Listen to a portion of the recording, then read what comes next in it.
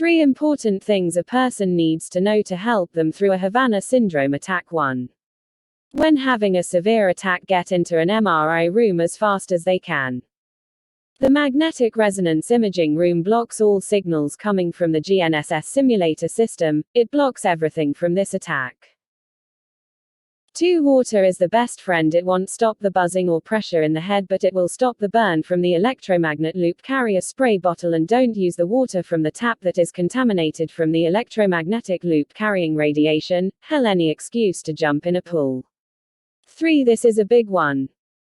Have them carry a thermal camera or thermal attachment for their phone. Havana syndrome attacks are made of GNSS GPS phase locked loops and produce radiation. They can be seen with a thermal camera. I have proof. This is my home. https u2.be falsedexlixa. They must not let their bodies overheat from the electromagnetic loop. It will cause confusion, nausea and eventually brain damage. I will include a list at the bottom of electromagnetic side effects. I do not want another human to suffer from this surveillance weapon. Be safe. Now let's begin. Havana syndrome attacks solved and explained. What makes up a Havana syndrome attacks? 1. GNSS-SIMULATOR2. Wireless phase locked loop. 3. Electromagnetic loop.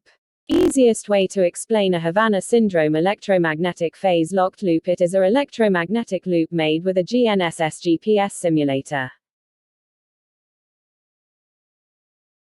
Most everyone uses a phase locked loop every day. That would be your Wi-Fi, Bluetooth. Any electronic wireless systems produces a phase locked loop around itself for the purpose of connecting with other loops and sharing and collecting data. But our Wi-Fi, Bluetooth aren't coming straight at us from our GNSS system, and passwords are put in place with Wi-Fi, Bluetooth, etc.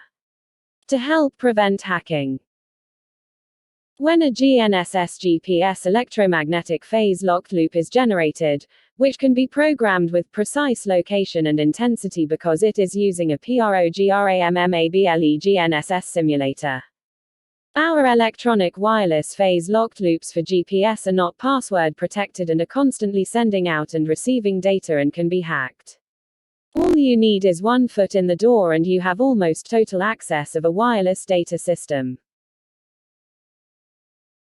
A GNSS electromagnetic phase locked loop is sent to targeted places. A GNSS electromagnetic phase locked loop is placed around targeted area which can be seen with a thermal camera because the electromagnetic loop does produce radiation. Thermal cameras can detect radiation. I have video of our GNSS electromagnetic phase locked loop. Once placed around target, it syncs with target's wireless electronics, making an electronic roadway to receive and send data to and from wireless electronics remotely in this GNSS GPS electromagnetic phase locked loop.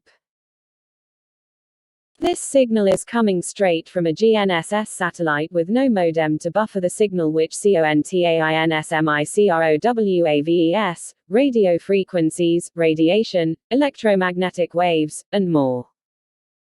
Causing microwave auditory effect, hearing from target, being engulfed with microwaves contained in an electromagnetic loop. Here are some of the side effects from an electromagnetic loop. EMFs can affect your body's nervous system function and cause damage to cells. Cancer and unusual growths may be one symptom of very high EMF exposure.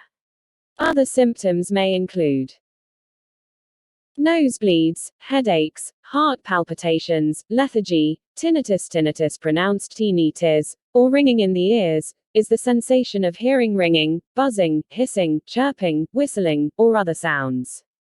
Havana syndrome attacks cricket noise. Sleep disturbances, including insomnia, headache, depression and depressive symptoms, tiredness and fatigue, dysesthesia, a painful, often itchy sensation, lack of concentration, changes in memory, dizziness, irritability, loss of appetite and weight loss, weight gain, restlessness and anxiety, nausea, skin burning and tingling, changes in an electroencephalogram which measures electrical activity in the brain. A phase locked loop or phase lock loop PLL is a control system that generates an output signal whose phase is related to the phase of an input signal. There are several different types. The simplest is an electronic circuit consisting of a variable frequency oscillator and a phase detector in a feedback loop. The oscillator generates a periodic signal, and the phase detector compares the phase of that signal with the phase of the input periodic signal, adjusting the oscillator to keep the phases matched. Simplest analog phase-locked loop. Keeping the input and output phase in lockstep also implies keeping the input and output frequencies the same. Consequently, in addition to synchronizing signals, a phase-locked loop can track an input frequency, or it can generate a frequency that is a multiple of the input frequency. These properties are used for computer clock synchronization, demodulation, and frequency synthesis. Phase-locked loops are widely employed in radio, telecommunications, computers and other electronic applications. They can be used to demodulate a signal, recover a signal from a noisy communication channel, generate a stable frequency at multiples of an input frequency synthesis, or distribute precisely timed clock pulses in digital logic circuits such as microprocessors. Since a single integrated circuit can provide a complete phase-locked loop building block, the technique is widely used in modern electronic devices, with output frequencies from a fraction of a hertz up to many gigahertz. A phase-locked loop PLL uses negative feedback from a voltage-controlled oscillator VCO to ensure that the VCO output remains synchronized with some other reference signal. In a wireless system, phase noise error-rates in the demodulated signal and cause this signal to fall out of sync with the system clock. Using a PLL cleans up this phase noise, removes jitter, and can be used to compensate for skew with parallel data or synchronize with an external clock with serial data. In high-speed systems or PCB design, propagation delay can cause desynchronization between digital signals in different portions of the signal, even if the phase of each signal is initially locked to the system clock. Frequency synthesis for wireless communications using a VCO as part of a PLL is a better choice than using standalone VCO for frequency synthesis. A standalone VCO used for frequency synthesis can accumulate drift in the phase of the output signal over long periods. A standalone VCO can also include spurious sidebands in the output frequency spectrum. A PLL contains a VCO and uses the output from the VCO in a negative feedback loop to improve stability in the VCO output. Using a filter can remove the sidebands, but it does nothing to solve drift. Both of these problems can be solved by using an n-integer or fractional PLL and locking onto an external reference frequency with higher stability. The output from the VCO in the PLL will be some multiple of the reference signal and will have narrower bandwidth compared to the VCO on its own. This is particularly important if you need to generate a fast series of clock pulses for high data rate wireless systems or computer peripherals, or if you need to send a modulated high-frequency signal to a transmitter. A voltage control oscillator VCO, which controls the power output to all parts of the phase-locked loop and the entire Havana syndrome attack system microwaves, radio frequencies, and the electromagnetic loop itself. When the victim is engulfed with radio frequencies and microwaves, for a period of time. It does not happen right away, causing the body to absorb radio frequencies and microwaves, all contained in a positionable and mobile digital optical phase-locked loop, creating a phenomenon called microwave auditory effect hearing microwave telepathy, which enables target to hear radio frequencies ANDELECTROMAGNETIC waves from DOPLL. This is what occurs during this phenomenon. This all works together in the GNSSELECTROM phase-locked loop. The temporal lobe and the cochlea expand from the heat of the radio frequencies and microwaves and absorbs them, allowing the ability to be able to hear radio frequencies, microwaves, and also the ability to hear electromagnetic loop waves field from the digital optical phase-locked loop. In other words, upon absorption by soft tissues in the head, this launches a thermoelastic wave of acoustic pressure that travels by bone conduction to the inner ear.